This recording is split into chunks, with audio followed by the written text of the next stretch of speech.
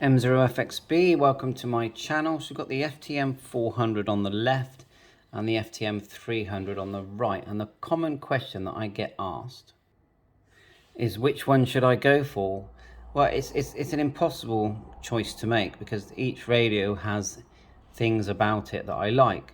So the obvious one with the FTM400 is it's got a much bigger screen and it's touch screen. So to me, that's probably the thing I like about it the most, because when the APRS does come through, it just looks fantastic. I'll see if I can just go to a list here. Push F, then station list, and then we'll just tap 1. And it looks like that. It looks fantastic. See if I can find one on the 300. APRS. Station list. Yeah, we got some there. Look. Yeah, and with you're obviously pushing buttons with the 300. And then you can scroll through, if I remember right. They both look good, and some of the screens look better on the 300. But the 400, you know, it just looks better, doesn't it? But it's still very, very good, very usable. So you back out. You've got your back button here. Push the F. The main set menu is the same on both. You hold down DISP. Sorry, F. You get your main menu. Let's hold it down here on... Oh, that's why I'm being confused. So let's go back. On the 400, you do hold down DISP.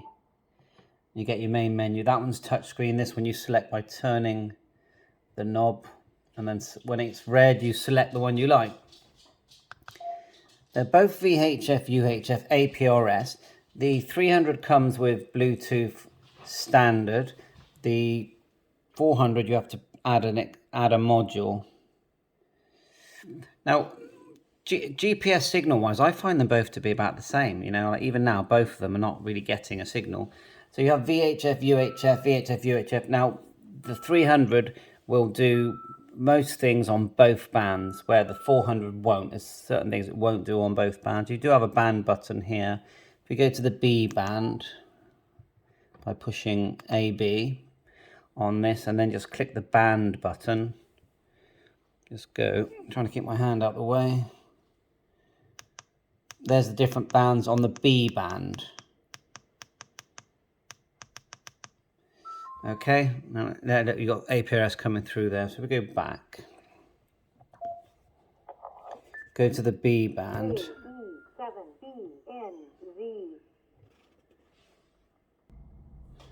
Your A band, B band. Obviously you have VFO memory.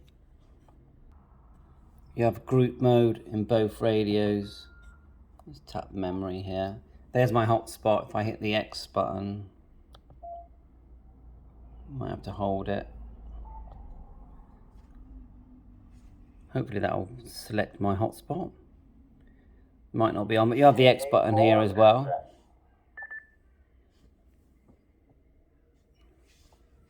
Go to A. If you hit the X on the right frequency, it does the same. You have group mode. You've got shortcut menus, memory change, function, APRS, and voice announced. I've added a voice announced unit to this. I think you can add one to that, to the 400 as well. Let's go F. That's what they call the shortcut menu. Let's go hit the DISP button. Just come out of that first. DISP. You get the compass. There's no lock, so you're not getting the full effect of what it's like to have the compass. Back. There is one neat function on the 300. If you hold down F, turn your knob to display, select it, and go to, let's have a look now what we got. Number 6, display mode, push it and then choose GPS. When it's got a lock, you get this nifty satellite imagery, and then you can still select A and B band and use the radio, and that looks really cool when it's working. You can do a similar thing with the 400. It depends what you're looking at, but I like that. It's just fun. I mean, they're both very, very nice radios to look at and well priced. You know, they're both about £400, maybe a bit less if you get cash back and do certain deals. So it's a preference. I mean, this small size I think is quite convenient for the car, but weight wise they're about the same. Well, I feel maybe not. Maybe the 400 is heavier, but that would seem a bit bulky in the car. Although it's completely usable, I still think it's a bit of a handful. This, you feel like you can put it anywhere in the car. The Bluetooth module for the 400, I do think it's quite pricey and fittable, but a bit annoying to fit. So that's included. The microphone, you get quite a good microphone on both radios. That's the microphone you get for the 300. Very nice, very usable. And the microphone on the 400 looks like that. I think they're very similar what they do, but the 400, you know, they're both nice microphones, that's all I can say. But the new style, there's a new style that was brought in with the FTM300. So I'm sure there's loads of things I forgot, but the main thing is it's VHF, UHF, APRS, both Bluetooth possible, head units that separate from the radio. So, but the FTM300 will attach to the main unit at the back. They both do PDM mode. They both use an SCU20 cable, wires X. No problem with hotspots, repeaters, up to 50 watts on some bands. You know, I can't choose between the two, but if someone says straight away, if you had to sell one, which one would you sell? I'd sell the 300 because I like the big screen. It just looks fantastic. But my thing is, no, if you like a radio, buy it. You only live once. Just buy the radio you like because they're good value. They hold their value secondhand. If money is a problem, then just sell it. Or if money is a problem buying, get some good deals from some of the sellers and pay for it in small installments, because these radios literally do feel like they're going to last forever. From YAESU, ICOM, Kenwood, as long as you look after them, look after the box, they're going to last forever. So let me know if I've missed anything. I'm sure there's loads that I've missed on the functionality of this radio. I'll lastly just hold down the menu on the FTM400. We'll just read through the settings.